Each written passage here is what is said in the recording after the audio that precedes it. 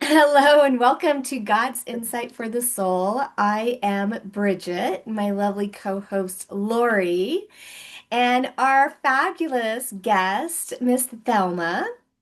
And this is a space that you can come you can ask us a question, you can provide a situation that you'd like some insight on, or we can pull an angel card.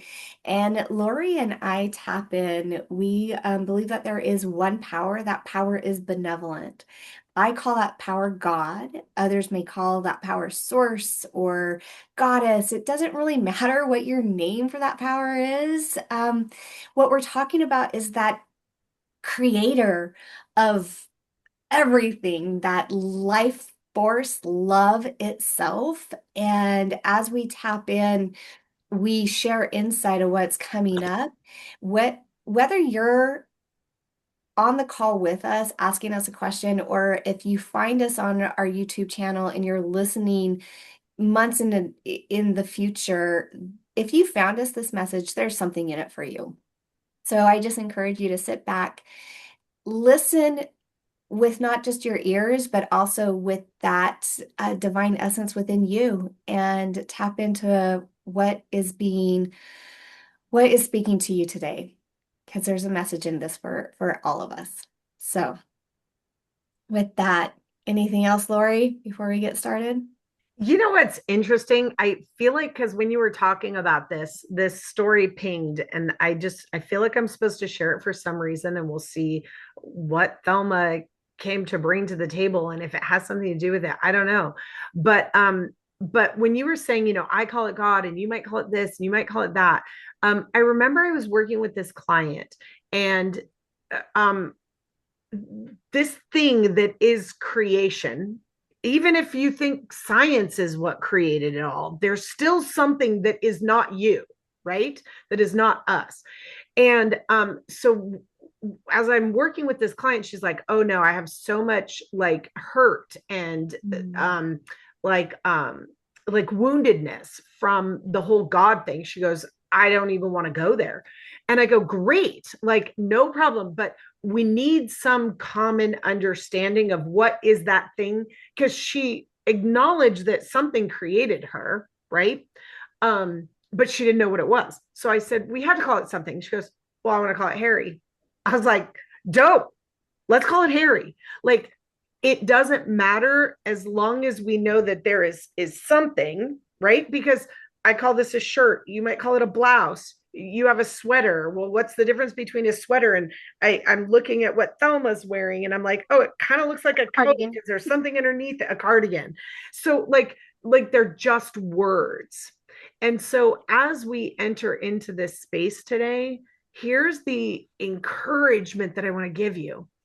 Don't listen with your pre-programmed ears of the labels that we put on things just so that we can understand. Hear with your soul today. Hear with your heart today. Hear with, does that resonate in your body and cause you to feel free? That is my encouragement as we get started today. I love that. Thank you. So, Miss Thelma, what do you have for us today? I'm not sure. I feel like there's so much on my mind that I'm like, where do I start? Where so I guess really it would be like I find myself in the midst of patterns that I've been playing out my whole life. And I've spent so much time in the healing world, in the seeking world, and yet I keep coming back around to these I'm gonna say same, but they're not, right? Like it's always a tinge different. There's always, but it's the same like storyline. It's the same. And this time around, when I caught myself like right smack in the middle of it, and in the chaos and in the yuck and the muck, and like, oh my God, did I just fucking do this again? Really? It was like, oh my God, I just did this again. With all the consciousness, with all the work, and I still did this again. There's nothing wrong here. I'm going to walk through this as the woman I am today. I'm done running from this pattern. I'm done trying to feel like I healed over it. And now this other, no, if this keeps showing up, then there's something here for me and I have to do this. And then I kick in with like, am I just making excuses for myself? Am I Mm, fighting for my own limitations? Am I just settling mm. for what I already know? Am I right? And I feel like they both have truths. They both hold weight. They both matter and don't matter. So in that, I feel a bit like lost in like, what am I doing? Why am I here again? What's here for me? Where do I go from here? Am I living into my fullest? Am I being my best? Does it even matter? That's been a big one. Does it even fucking matter? Why am I always trying to be my best? Why am I always trying to get it right? Okay, so I did some fucked up choices. Do I love me any less? Am I any less of a human? Am I any less of divine? Like all those things, and that's what's been on my. So there was my word vomit. I love it. So before we start, because Bridget, I think you go ahead and start, but I just want to say this. Motherfucking hell yeah, that you even fucking notice. Like, how long did we live where we didn't even fucking notice we were in a pattern? Like, I want to just celebrate how brilliant and amazing and conscious and aware that you could even catch yourself, that you even recognize that it's the same pattern, that you even recognize that you have a choice. So first, I just want to celebrate how freaking powerful and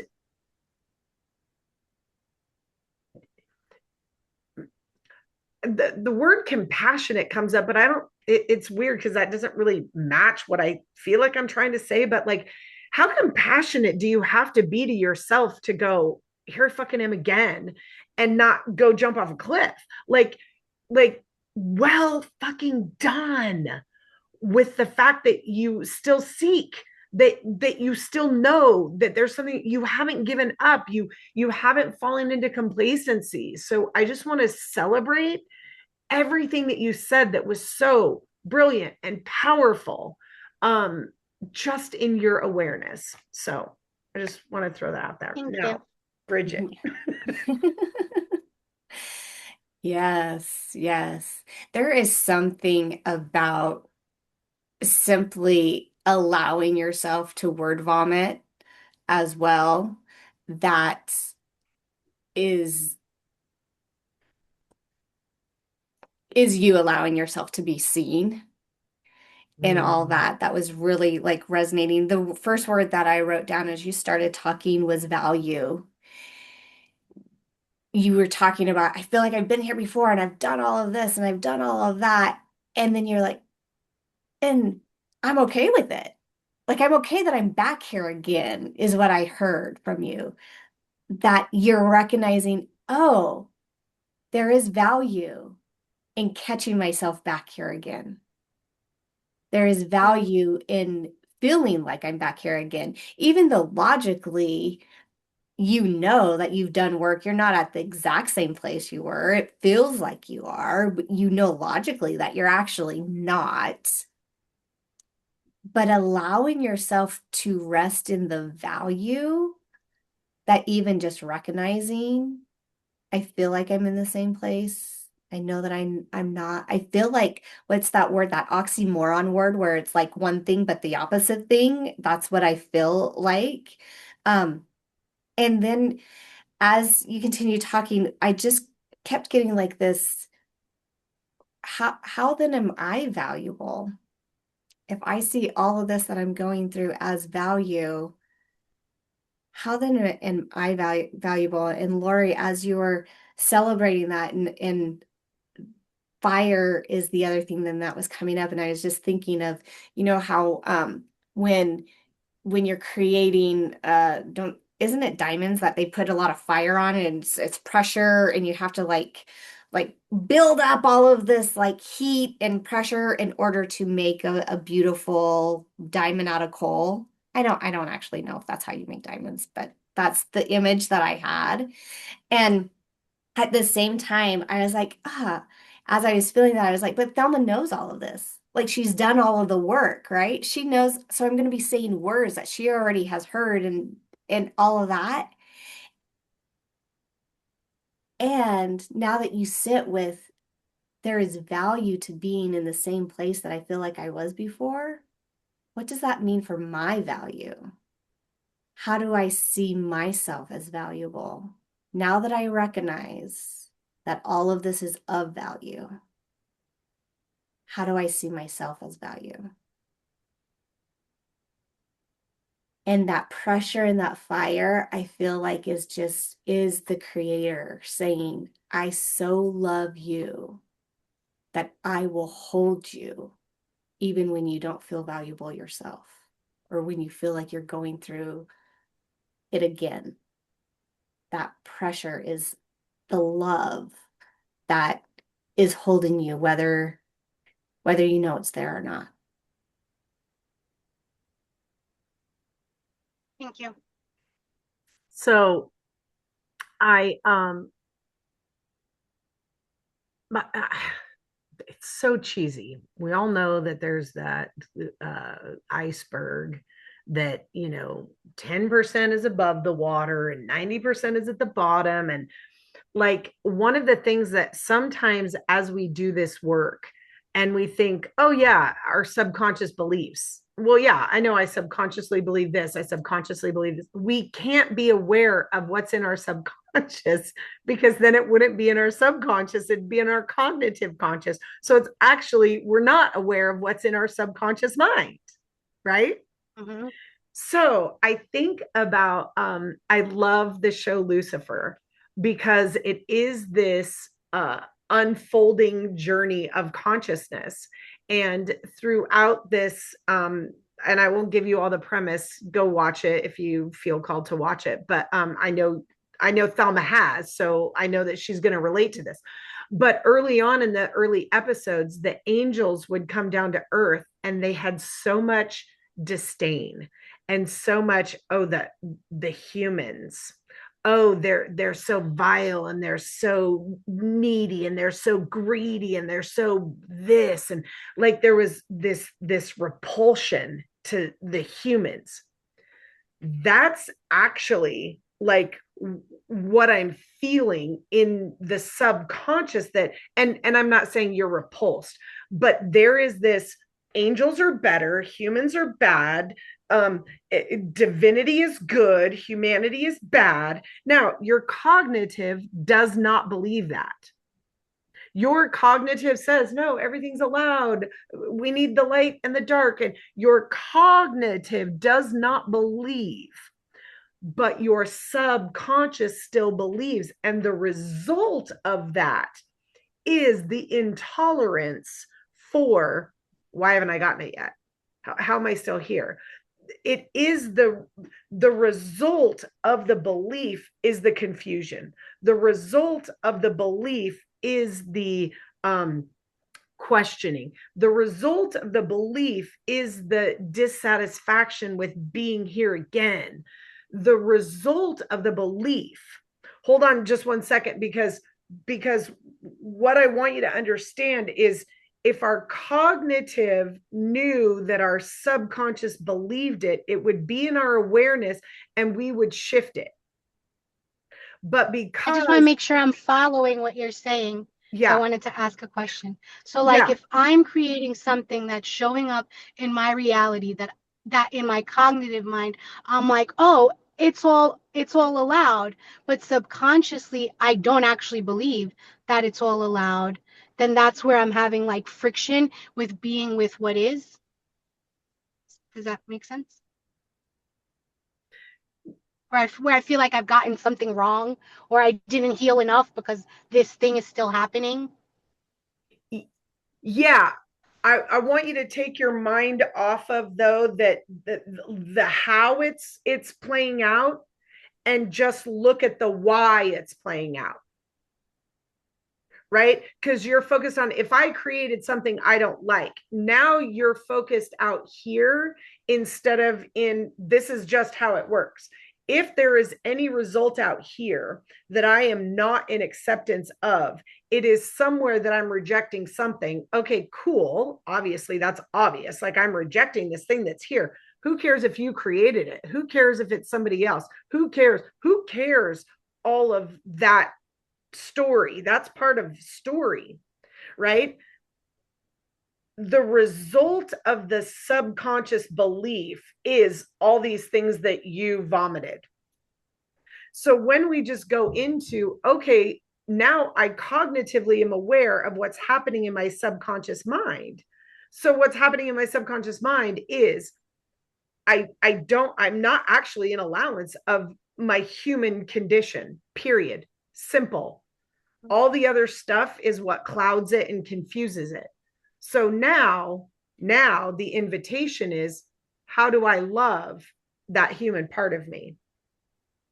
How do I love the human part of me? Now, not how do I love the part of me that keeps staying in the patterns and the now we're getting back into the story. The simplicity is, how do I love my human? Guess what, Thelma?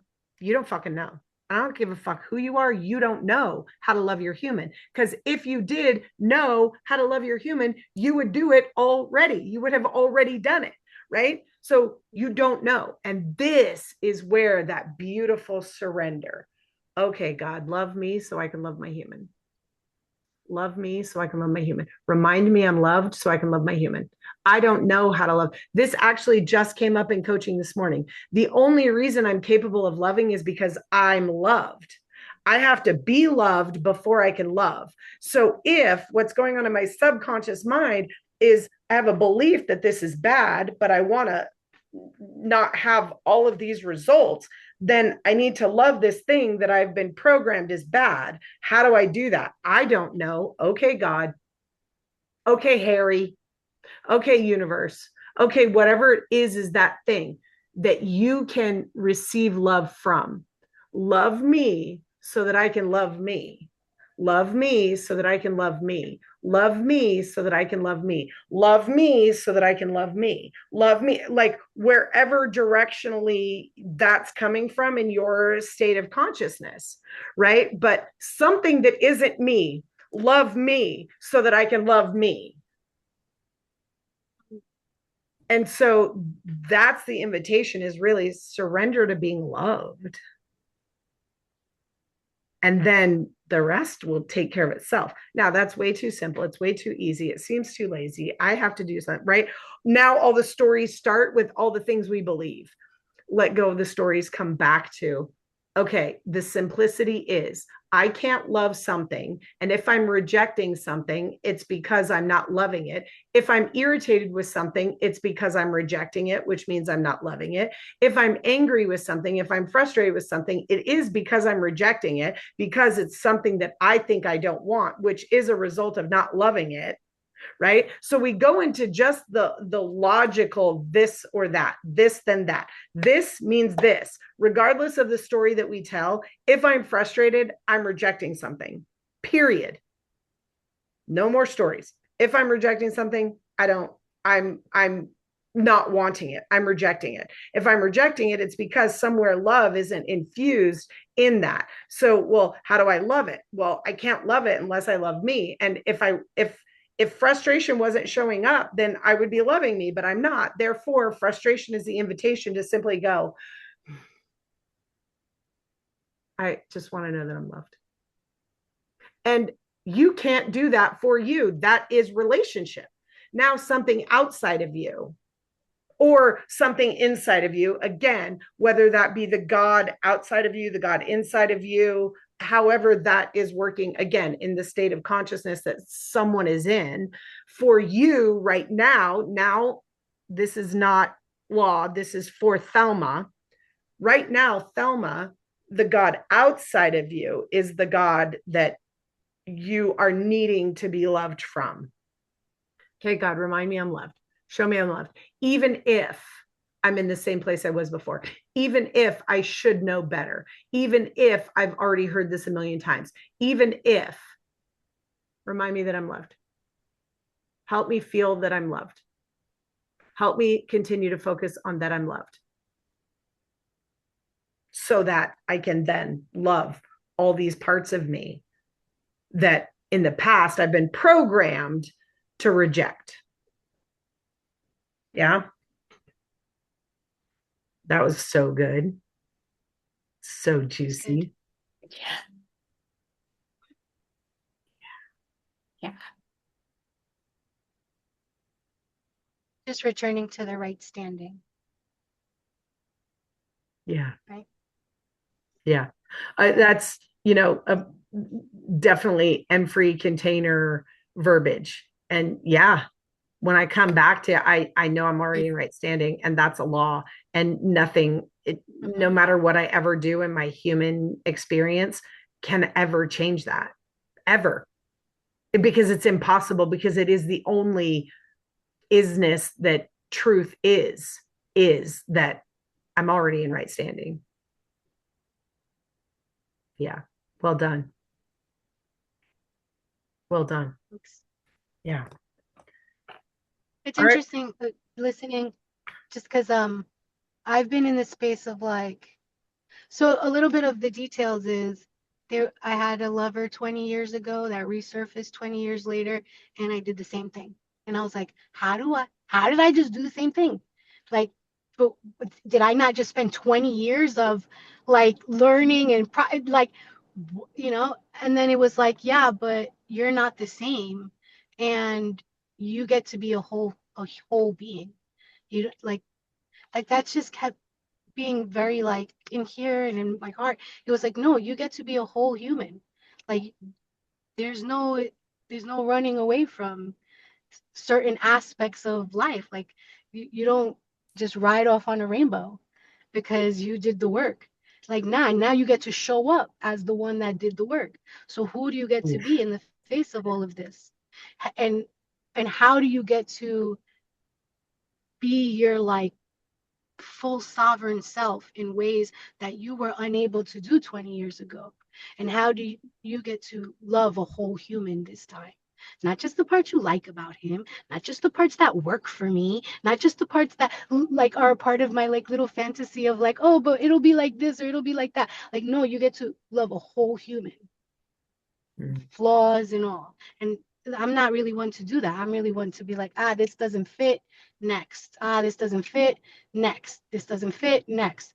And this time I was called to not be like, no, this isn't a fit, next. It was like, oh no, I get to show up as a whole self, and I get to love someone as a whole self, and they get to be whoever the fuck they want to be. That's not on me. That's Mm. on them. And they get to be that. And you get to be you. So who are you? So with Mm. the value, and then with the I am in right standing. And this whole idea, and maybe this is just for me at this point in life, but this whole idea of like, oh, toxic relationships and toxic people and toxic, it's like, we eat shrooms to be psychedelic to connect. That's toxic. We get drunk. Like, we do a lot of toxic shit in the name of enlightenment, but all of a sudden, relationships that are toxic don't have any worth. That's not true. Everything has worth. God wastes nothing. So even Preach. these hardships and these heartbreaks and these aches and these, oh, and I don't like that. And I'm like, that serves too. Who are you in the face of all of that, Thelma? Who do you get to be every day, every moment in the face of all of that? And now you get to rise to the occasion and you get to be your embodied self, not just the bitch that sits there and talks about everything that she knows from up here, but not in here. Preach. So I've been Yeah. getting to practice to drop down in here and not just use the things that I've learned in here to talk and sound good. Now, but who do I show up as? Cameras are off, nobody's watching. Who am I then? Right? So I've gotten Mm. to show myself who I am then. And some days it's like, damn, bitch, Florian was right. You're evil. And other days it's like, I may be, but I apologize and take responsibility for myself and accountability. And I come and I make it right. Not make it right, but you know what I mean? Like I clean up. I spilled salsa and I clean up. Like, Amen, and that's sissy. where I'm at. I love And it. that's okay. And I get Yes. to be loved just like this too. I get Yeah. to be my full shadow and my full shine.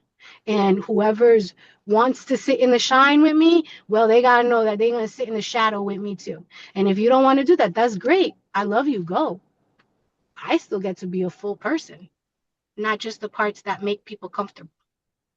Amen. Yes. And again, Bridget, I'm going to have you pick a card in just a second because we want the fullness of this experience. But I also want to say, and Thelma, you were created to disrupt some shit.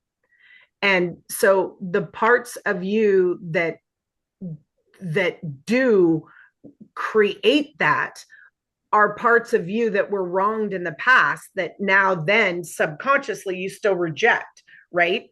And so knowing that you are somebody who came to disrupt. And so therefore there's going to be a lot of people that you rub the wrong way. And coming back to, okay, but that's not my business, right? I do what I feel like I am divinely being called to do. And if 5 minutes from now I go, oh, damn, I was a douche, then you go and apologize. But in that moment that you are like, no, I'm supposed to say this, I'm supposed to do this, I'm supposed to whatever. And then 5 minutes from now, if you're like, fuck yeah, I'm so proud of myself for doing the disruptive, right? You'll know time will reveal our truest self. And sometimes we think we're in alignment and we do and say, and then we go, oh, douche, I could have said that different. Then we go and we act accordingly, right? But the fact that, again, you came to disrupt means that people around you will do this a lot. So the more you have to know you, the more you have to accept you, the more you have to know your right standing, so that when somebody is like this, you can be like, oh yeah, I get it. Mm-hmm. Yep, it hurts. It sucks. Yep, you get to see that shit and you're still okay, instead of like functioning in their disruption, right? Yeah. Yeah. Cool. Okay, Bridget. Well, and we'll talk more in a minute. I was just, yeah. Exactly. Bridget, 1, 2, or 3? 2, please. Divine Femi. Oh.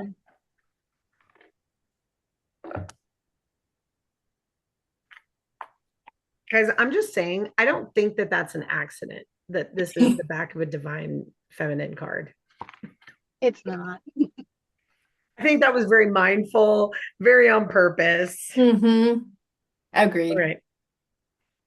Bridget. Ooh, Joan of Arc. Oh, nice. The Warrior of Light. I have a steel-like faith in myself. The angels armor me with conviction. Well, if that doesn't just go right along with what we were just saying. And here's what's coming up. Like, you have stepped in so many different ways, right? Choices that you've made for your business, things that seem like, oh, I'm going to do this business. Oh, but again, coming back to what we were talking about with Thelma, but because remember, in our subconscious is also our unconscious, and the patterns of our subconscious, but also the soul and the creative knowing of our unconscious is also under there. So they're both functioning, causing behaviors, thoughts, actions, intentions, all of the things. So you might think, oh, I'm ready to step out in my business. But really, what's coming up with this card is those choices that you've made to step out in your business are actually an indicator of your more refined conviction. Because if you didn't have the more refined conviction, you would not have made the choices for your business. So understanding that was not a cognitive decision too. It was something inside of you that has shifted the level of conviction that you have to, again and again, no coincidence that I came to disrupt. Thelma came to really disrupt. I mean, this bitch, let me tell you guys, amazing human in so many facets. Love this woman. She has grown me, helped me. Like, she has disrupted the fuck out of me. and made me such a better human, coach, lover, all the things. So again, adore you. Bridget, you came to disrupt some things coming from the church, doing energy work, sexuality that has come into the conversation so many times, and how it's a verse from the church. That's a disruptor, right? And so knowing that you came to disrupt, the more disruptive you are, the more you better have that internal conviction, or this can sway you, right? Because the more you disrupt this, the more the frequency, the resonance, right? So I better be more solid here, or if I'm disrupting out here, I'm going to get sucked into that.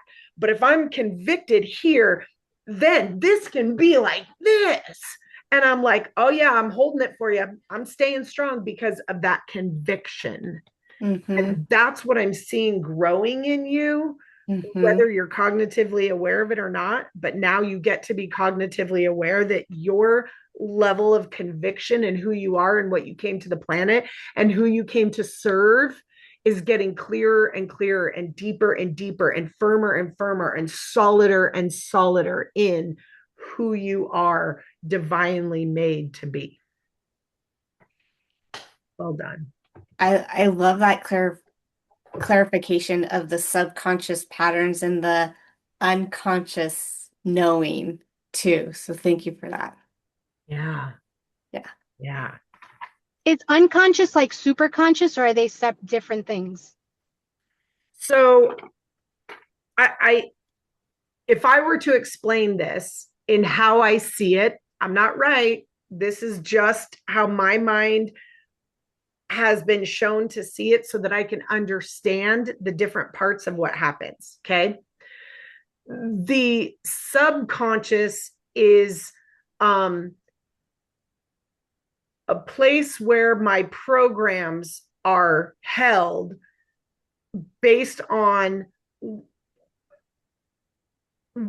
what I was programmed in my human existence. Okay. My unconscious is things like my heart beats. I'm programmed, but not because I was programmed, but because that's the program. So the unconscious is more of that's just the program, as opposed to this is how I was programmed. So like the unconscious is the position of being, like breathing, swallowing, eye blinking, like this is what it is to be a human. And subconscious is like formative years of what I was taking in that now reside in the subconscious, kind of like that. So that it's like there's this that I function as human and I do these things unconsciously. And then I took in all this information for 7 years of my life, and now these programs live in my subconscious, and then what I'm conscious of, and then the superconscious. Would that work? Yes. And that is the very simple laid out. Let's just see how they're different. Yes. Absolutely. Absolutely. Okay. All right, Bridget. Let's see. Gertrude, Harry, or Bethany? It has to be Harry. It's Harry. Guess what? Of course. More vaginas. And look, it's a hairy vagina. There you go.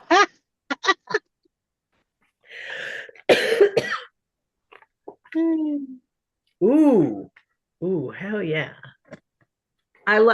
You know what? I love that look at that. That's so a Thelma thing. Right? It totally is. Like, yeah. Yes. That's like you're Collie. Kali, Bring her out. the mother of the universe. I release all that doesn't serve me. It's time to be the truth of who I am.